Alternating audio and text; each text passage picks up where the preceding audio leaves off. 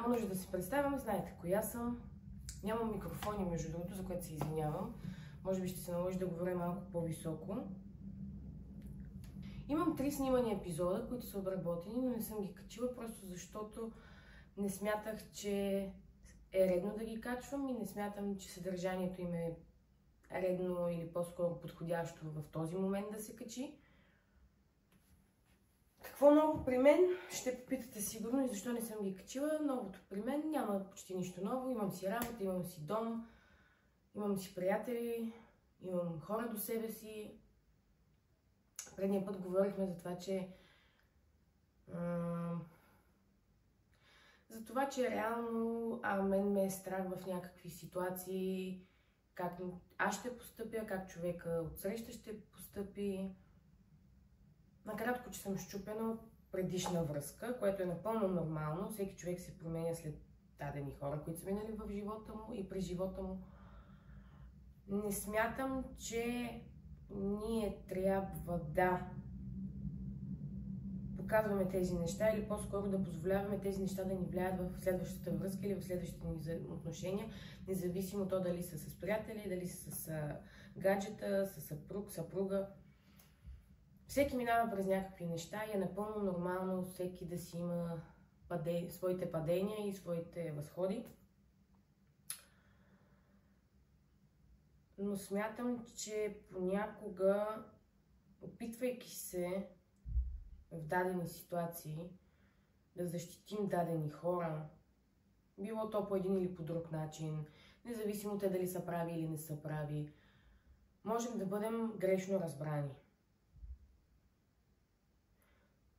Няма да давам точен пример, но мога да кажа, че на мен ми се случвало ми се и най-вероятно ще ми се случва, защото това е такъв процес, който не можеш да го прекратиш, но опитвайки се ти да защитиш някой, да застанеш зад него, понякога се случва нещо, което не трябва, или по-скоро се изказваш по начин, по който не трябва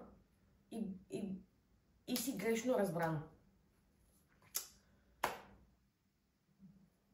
Не всеки път можеш да направиш добро с дадени изкази или когато се опитваш да застанеш зад някой или да го защитиш. Да, така е. Но смятам, че факта, че си се опитал да защитиш дадения човек и че си му показал, че ти си зад него и му го подкрепяш, независимо какво се случва с него и независимо той какво е направил, е доста по-голям фактор и доста по-силно, отколкото това какво си написал точно. Поне моето мнение е такова. Сега не знам вие какво ще кажете по този въпрос. Може би долу в коментарите ще кажете. От малка, понеже в предния епизод, в първия епизод, единствения епизод, който съм качила, както казах, другите 3 не съм имала смелостта и не смятам, че са подходящи. От малка аз съм научена да помагам винаги, когато мога, независимо за какво става въпрос. Може би и това ми е грешката, че до ден днешен аз се доверявам на хората по един или по друг начин и винаги не съм разбрана правилно или съм хайде така да го кажем, съм криво разбраната. Защо? Не мога да отговоря защо. Може би твърде много позволявам, твърде наивна съм най-вероятно и по-скоро не най-вероятно, ами съм твърде наивна и позволявам хората да ми се качат на главата, което не е много окей.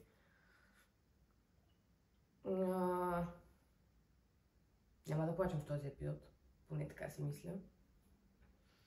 Смятам, че даже не знам какво смятам. Смятам, че в повечето случаи всички хора са грешно разбрани, защото всеки си има собствено тълкуване и всеки си има собствена призма, през която вижда нещата. И за него той си е прав. Понякога не гледаме отстрани дали нараняваме хората или те не се чувстват окей спрямо това, което ние правим или спрямо това, което ние говорим. Но винаги съм се опитвала аз да съм тази, която говоря така, както хората искат, това, което хората искат да чуят. Не знам дали е правилно, може би не. Гледам си цветето отвънка, извинявам се.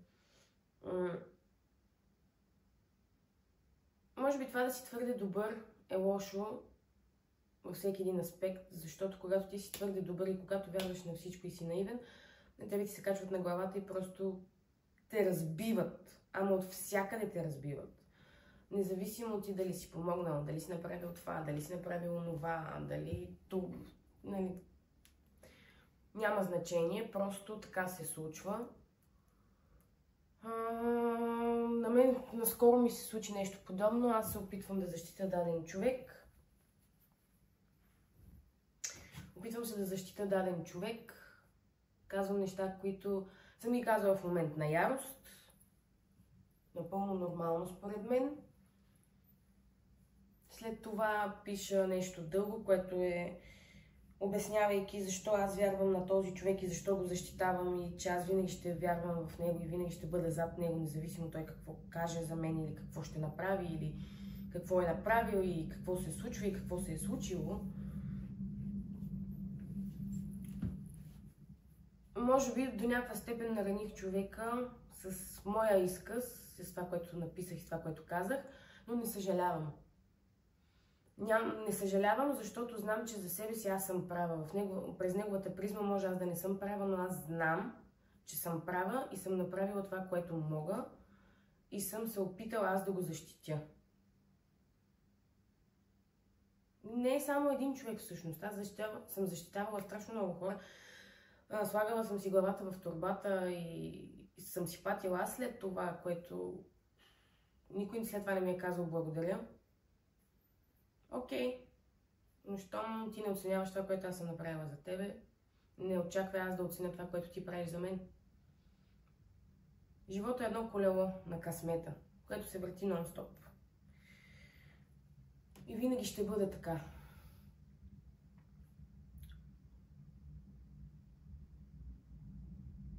Имам страшно много идеи в главата си, които не знам как да подредя. Имам страшно много хора, които искам да покана тук да си говоря с тях заедно. И знам те какви уроци могат да ми дадат на мен, на вас. И пък, примерно, и аз мога на тях да им дам някакъв урок, мога да ги посъветвам нещо. Те мен ще ме посъветват или вас ще ви посъветват. Просто не трябва да се отказваме и трябва да бъдем малко по-решителни във всяко едно отношение, а не просто... Давам ви пример. Аз, примерно, от време на време не съм решителна. Казвали са ми го, виждам го, осъзнавам го. Когато искам да кажа нещо, трябва да го кажа. В смисъл, трябва да го изстрелям директно, а не да си премълча, защото аз почвам да овъртинквам и да си мисля, този човек няма да реагира правилно, този човек няма да му хареса това, което ще... Напротив, нека да си кажа това, което мисля, нека да направя това, което искам или което знам, че е окей. На другия човек дали ще му хареса, това вече е отделно. Не трябва ние да мислим преди другите, вместо другите. Не трябва ние да си казваме, ама той сега може така да реагира, ама той не му харесва или нещо такова.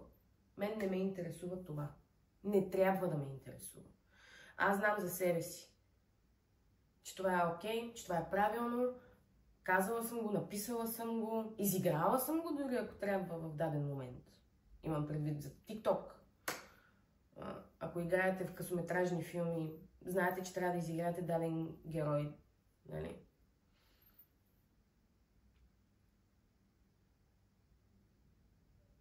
Просто трябва да...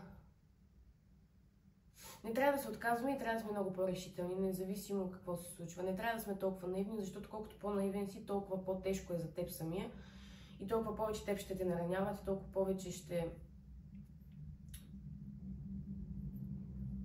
Толкова повече ще бъдеш съсипан и разбит на малки парченца и какво ли не още. Повярвайте ми, случват се някакви неща в живота на всеки един. Аз лично ходя на психиатър, което не е смешно, не е грозно. В никакъв случай. Моля, тези, които си мислят, че да ходиш на психолог или на психиатър е това, защото си болен или си луд, не е така. На мен, примерно, ми е окей, ми е спокойно аз да ходя на психолог и на психиатър, защото аз си казвам абсолютно всичко там. Повярвайте ми, искам и на вас всичко да ви кажа, но не всичко е редно на вас да ви казвам. А и някои неща трябва да си останат просто между мен и лекаря. Имам един проблем от 4 години и то е, че аз не мога да спя. Тоест, аз съм изморена супер много, лягам си, спа точно 20 минути и се събуждам и цяла нощ будувам. Аз нямам дълбок сън. Това е от 4 години. Бях на психиатър, бях на лекар.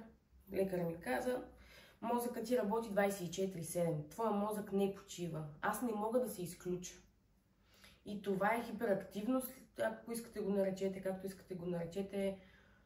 Просто това изморява страшно много и на мен това страшно много ми тежи.